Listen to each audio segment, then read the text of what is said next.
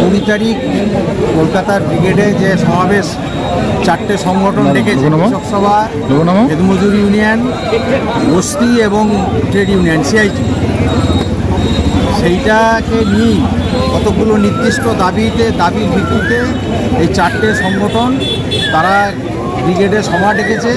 সেই সভাকে সফল করার জন্য এবং যাতে বর্ধমান শহরের মানুষ ব্যাপকভাবে ওই দিনে যায়, ইতিমধ্যেই সেই নিয়ে হচ্ছে যে আমরা গোটা শহরব্যাপী প্রায় 3 মাস ধরে ব্যাপক প্রচার করা হয়েছে। মিছিল, মিটিং, পথসভা, পোস্টারিং করা, দেওয়াল লেখা, প্রায় 1000-এর কাছাকাছি দেওয়াল লেখা হয়েছে।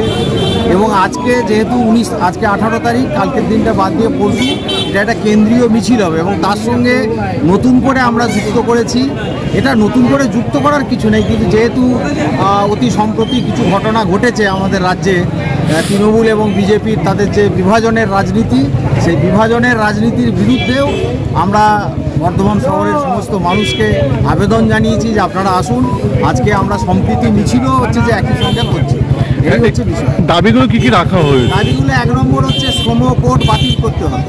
2 নম্বর হচ্ছে যে শ্রমিকদের ন্যূনতম 26,000 টাকা মজুরি দিতে হবে। 60 বছর বয়স হয়ে গেলে অসংগঠিত ক্ষেত্রের সমস্ত শ্রমিকদের 10,000 টাকা পেনশন দিতে হবে।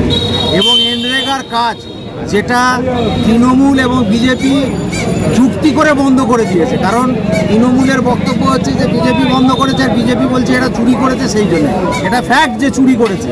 কিন্তু এনরেগা যা আইন আছে, যদি কোনো পঞ্চায়েতের প্রধান বা জেলা পরিষদের সভাধিপতি টাকা চুরি করে, যদি না চুরি করেছে এটা ঘটনা, এটা প্রমাণিত, তাহলে তাদের বিরুদ্ধে কেন কেন্দ্রীয় সরকার কোনো আইনানুগ ব্যবস্থা নিচ্ছে না?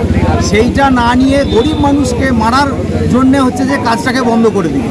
তাহলে যারা চুরি করলো, যেমনভাবে ওই 26,000 চাকরি মানে যোগ্য অযোগ্য গুলিয়ে দিয়েছে, তারপরে যোগ্যরা বঞ্চিত হচ্ছে, ঠিক একইভাবে এখানেও যারা চুরি করলো তাদের বিরুদ্ধে কোনো ব্যবস্থা না নিয়ে সমস্ত কাজটা বন্ধ করে দিবে এবং সেই কাজ যাতে অতি দ্রুত চালু করে এবং 100 দিন না, বছরে 200 দিন এবং 600 টাকা মজুরি, এই দাবি আমাদের হচ্ছে যে আছে। এর সঙ্গে আরও অন্যান্য বিষয়গুলো আছে, জিনিসপত্রের দাম বাড়া বা অন্যান্য বিষয়গুলো আছে। এই নিয়েই হচ্ছে যে মূলত আমাদের 20 তারিখে হচ্ছে যে 26,000 শিক্ষকদের মধ্যে 20,000কে ফের আবার নিয়োগ করা হচ্ছে ডিসেম্বর পর্যন্ত। করা হয়নি এখনো, যেটা হয়েছে সেটা ডিসেম্বর পর্যন্ত তাদেরকে করা হয়েছে। আসল জায়গাটাই যেতে হবে। আসল জায়গা এটা হলো কেন? হলো তো বিক্রি করেছে। এই আমাদের বর্ধমান জেলাতেই আমরা হিসেব যা শুনছি এখন 760 জন এরকম অযোগ্য যারা চিহ্নিত হয়েছে এখন পর্যন্ত, তাদের কাছ থেকে কয়েক কোটি টাকা তুলেছে। এই যে কয়েক হাজার কোটি টাকা, প্রায় 8,000-9,000 কোটি টাকা হচ্ছে যে যা শোনা যাচ্ছে বাজারে, কতটা সত্য জানি না, কিন্তু টাকা তুলেছে তৃণমূলের লোকেরা চাকরি বিক্রি করে, এই নিয়ে কোনো সন্দেহ নেই। তাহলে তারা চুরি করলো। আর মাঝখান থেকে বারবার সুপ্রিম কোর্ট, হাইকোর্ট, আমাদের বামপন্থীরা বারবার বলা হয়েছে যে আপনি দুটো লিস্ট দিয়ে দিন যে কারা যোগ্য আর কারা অযোগ্য। তারা কেন দিল না? সবটাই হচ্ছে যে গুলিয়ে দাও, গুলিয়ে দিয়ে যাতে একটা হচ্ছে জট পাকিয়ে যায়। এবং মমতার এটা বরাবরই, মুখ্যমন্ত্রীর এটা হচ্ছে যে বরাবরই কায়দা যে অন্যের ঘাড়ে দোষ চাপিয়ে, যে কোনো ঘটনাতে অন্যের ঘাড়ে দোষ চাপিয়ে। তারা কেন মমতা ব্যানার্জি এইটা বলতে পারছে না যে হ্যাঁ, যারা টাকা নিয়ে চাকরি বিক্রি করেছে তাদের অ্যারেস্ট করা হবে? একবারের জন্যও বলেছে যে এটা অন্যায় হয়েছে? না, এই সমস্ত কথা তার মুখে আপনি শুনবেন না, শুধু অন্যের ঘাড়ে দোষ চাপিয়ে দিচ্ছে।